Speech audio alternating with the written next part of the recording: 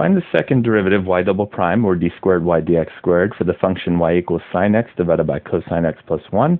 Then evaluate y double prime of 2 pi.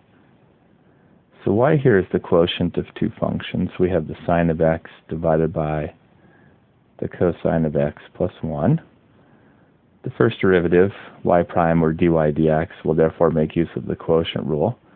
We have the derivative of the numerator, that's cosine x, times the denominator left alone, cosine of x plus 1, minus the numerator left alone, sine x, times the derivative of the denominator, derivative of cosine is negative sine x, derivative of the 1 will be a 0. All this over the denominator, cosine x plus 1, squared. In the numerator, let's distribute that cosine x in there. That will give us cosine squared x plus cosine x. And then we will multiply the negative sine x times the negative sine x, which will be a positive sine squared x over the denominator of cosine of x plus 1 squared. We can group together the cosine squared x and the sine squared x, because by putting those together we have the Pythagorean trig identity for those.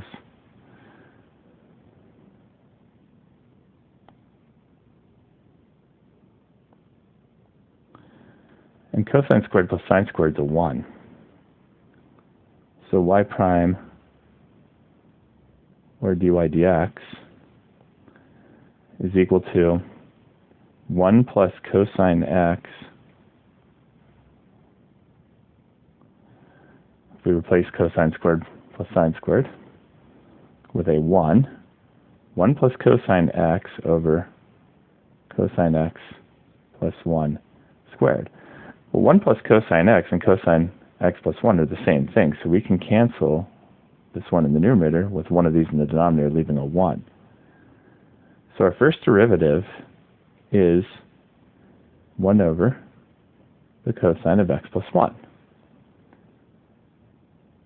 Now for our second derivative, one option is to use the quotient rule, but since the numerator is a constant, we will be better off by bringing that denominator, which is this entire thing to the first power, up to the numerator